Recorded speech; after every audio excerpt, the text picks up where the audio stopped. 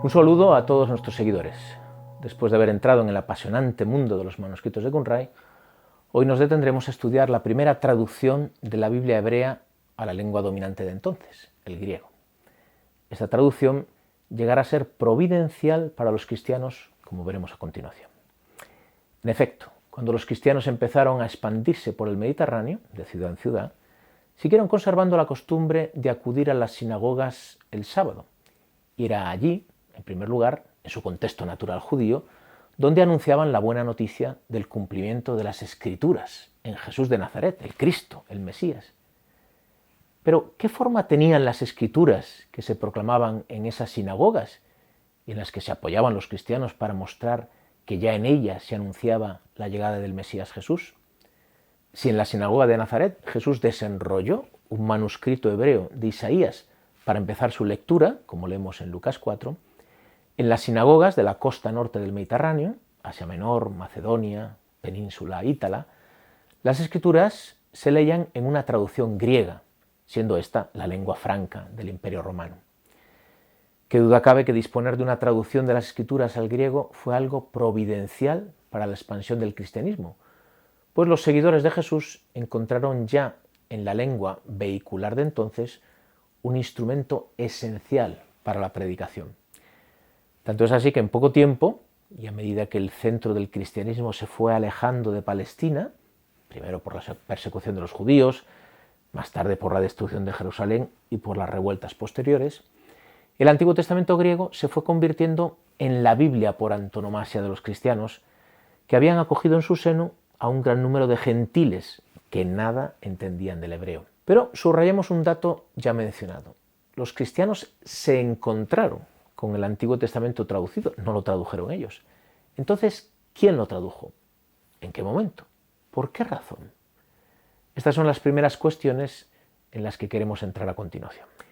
El fenómeno de la diáspora, por el que miles de judíos se fueron asentando en diferentes ciudades a lo largo de la costa mediterránea, y no solo, comienza mucho antes de la expansión del cristianismo.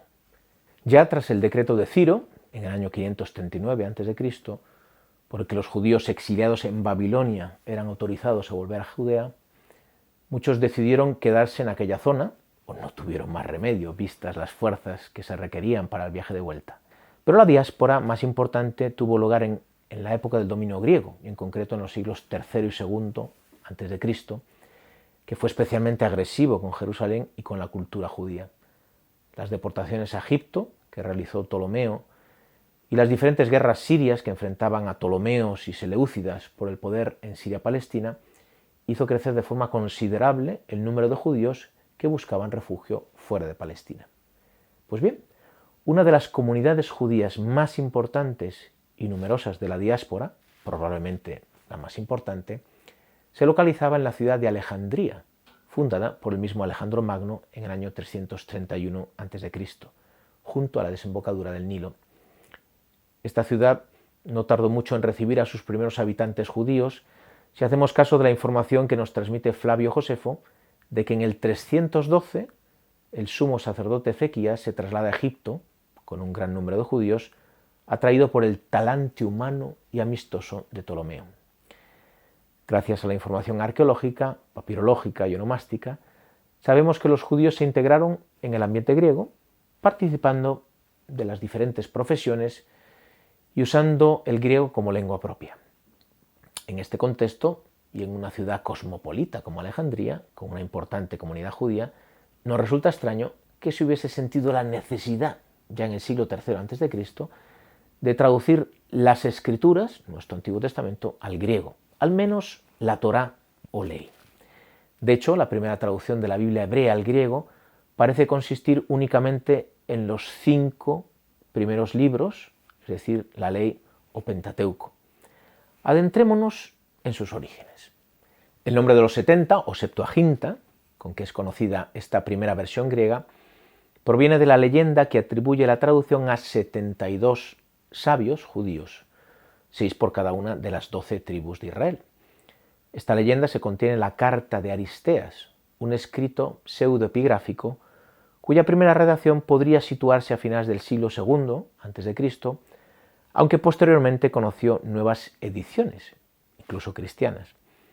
Este escrito debe atribuirse, aunque sea genéricamente, al judaísmo helenístico, que buscará dar autoridad a la traducción frente al original hebreo.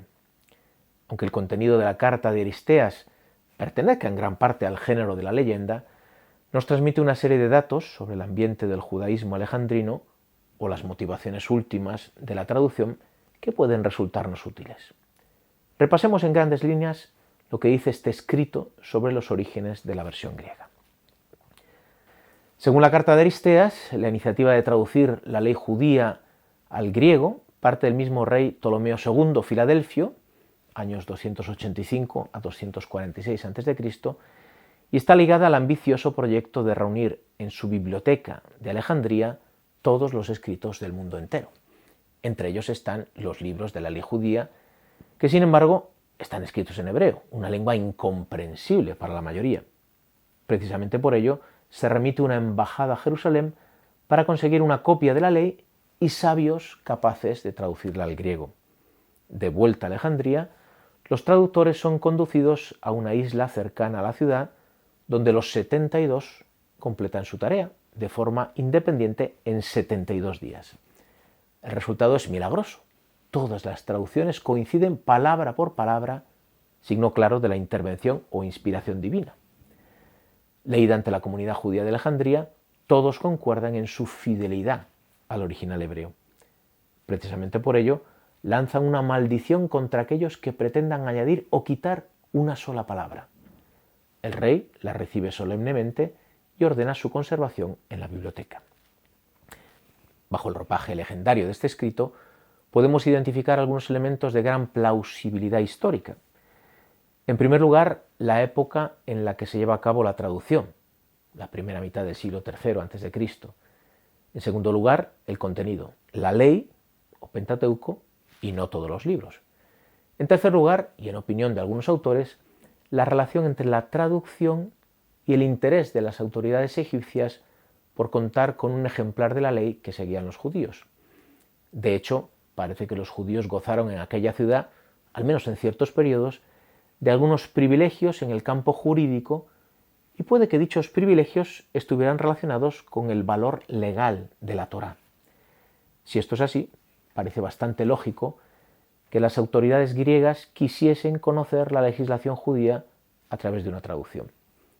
Por otro lado, es comprensible que la comunidad judía de Alejandría quisiera contar con una versión griega de su historia, su religión y su ley, con la que pudieran presentarse dignamente ante la rica cultura helena.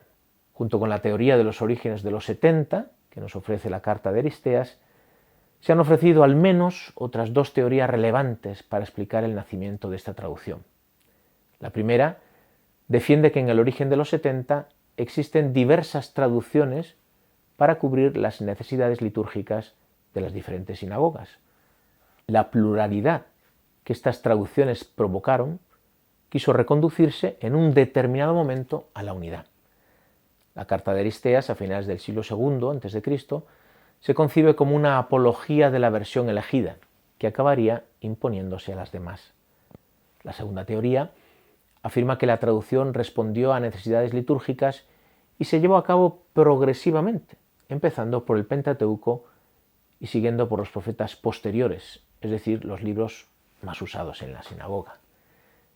Bien, sea cual sea la teoría más acertada, parece claro que el motivo principal de emprender una versión griega debió ser el de la lengua. El hebreo se iba perdiendo entre la población judía y era necesaria, para el uso litúrgico, una traducción en la lengua que todos utilizaban, el griego.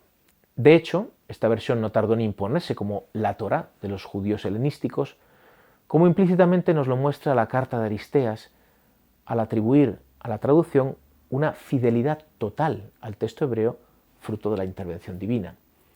Se justificaba así el uso de esta versión en lugar del original y se entiende así su rápida expansión por las sinagogas y comunidades judías del Mediterráneo.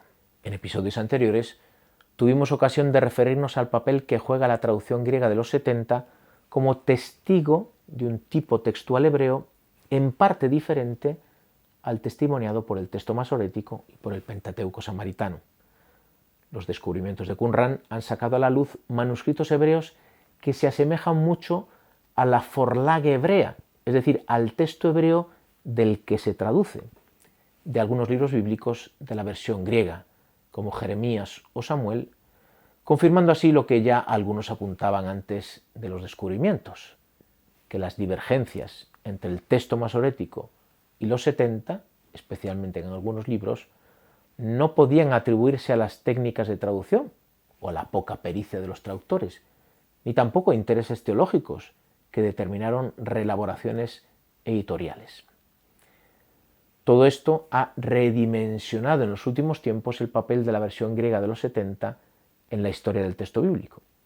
Si antes de 1947 se presentaba a los ojos de la crítica textual como una ancila, una sierva de la Hebraica Veritas, de modo que su función fundamental era corregir puntualmente el texto hebreo representado por el texto masorético, hoy se le reconoce un estatus de edición del texto bíblico traducida y recibida por la comunidad judía helenística y posteriormente por la Iglesia como texto autorizado. Detengámonos, de hecho, en la importancia de los 70 o Septuaginta para el cristianismo. En efecto, en los albores del cristianismo, la traducción griega de los 70 había contribuido enormemente a tender un puente entre el mundo griego y el mundo judío, que sería esencial para la predicación cristiana. Por un lado, la gran empresa del judaísmo helenístico había hecho el esfuerzo de traducir las grandes categorías de la revelación histórica judía en lenguaje griego. Por otro lado, algunos libros surgidos en el ámbito del judaísmo helenístico habían dado un paso a la hora de defender la razonabilidad de la revelación judía frente al mundo griego, como es el caso del libro de la sabiduría y los libros de los macabeos. Además, el entero corpus de las escrituras estaba disponible para su lectura en la lengua franca, el griego. Algunos autores judíos, como Filón de Alejandría o más tarde Flavio Josefo, son un claro ejemplo de la utilidad de la versión griega para el diálogo con la cultura entonces dominante. Teniendo en cuenta la rápida expansión del cristianismo por todo el Imperio Romano, no es de extrañar que la versión griega se convirtiera pronto en la Biblia cristiana, con permiso de la Iglesia de habla hebrea de Jerusalén, que pronto desaparecería, y de la Iglesia siríaca, que utilizaba una traducción siríaca hecha desde el hebreo. Fue la Biblia de la predicación primitiva y la Biblia del Nuevo Testamento, si atendemos al hecho de que la mayor parte de las citas del Antiguo Testamento en el Nuevo Testamento provienen del Antiguo Testamento griego. Es además la Biblia de la primera reflexión cristiana, aquella de los padres de la Iglesia de lengua griega, y de los primeros de lengua latina, a través de la Vetus Latina, que traduce desde los 70. Pero además, gran parte de la construcción teológica del Nuevo Testamento, y por tanto de la fe cristiana, se hace a partir de las opciones de traducción de los 70, o a partir de una tradición textual, la de los 70, diferente a la hebrea. Un ejemplo clásico del primer caso es la lectura griega de Isaías 7:14, utilizada por el Evangelio de Mateo, Mateo 1, 22, 23, como profecía de la concepción virginal de María.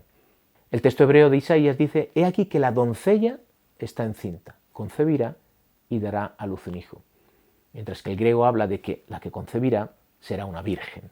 Ejemplos del segundo caso, es decir, de una tradición textual diferente a la hebrea masorética, son las lecturas de los 70 en los Salmos 40 y 110, tal y como son retomadas respectivamente en los capítulos 10 y 7 de la Carta a los Hebreos. En Salmo 40, versículo 7, el texto hebreo dice: «Tú no quieres sacrificios ni oblaciones, pero me has abierto el oído», mientras que el griego dice: «Tú no quieres sacrificios ni oblaciones, pero me has preparado un cuerpo», que se presenta como profecía del diálogo del Hijo con el Padre al entrar en el mundo por la encarnación. En el Salmo 110 leemos en griego: «Desde el seno de la aurora como rocío yo te he engendrado». El Señor lo ha jurado y no se arrepiente: «Tú eres sacerdote eterno según el orden de Melquisedec», presentado en la Carta a los Hebreos como testimonio de la filiación divina de Cristo. El texto hebreo masorético de este salmo, sin embargo, dice algo muy diferente. Estos ejemplos nos ayudan a entender el papel providencial que la traducción griega de los 70 ha tenido no solo para la expansión del cristianismo, sino para la teología del Nuevo Testamento y por ello para la conformación de la fe cristiana. En cierto modo, se podría concebir la versión griega, en algunas opciones de traducción o en los nuevos textos que aporta, como un progreso en la revelación canonizado por el Nuevo Testamento, que culminaría y coronaría dicho proceso.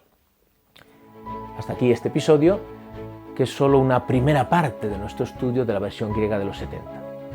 En el siguiente conoceremos los principales manuscritos de esta versión y las diferentes ediciones críticas de la misma.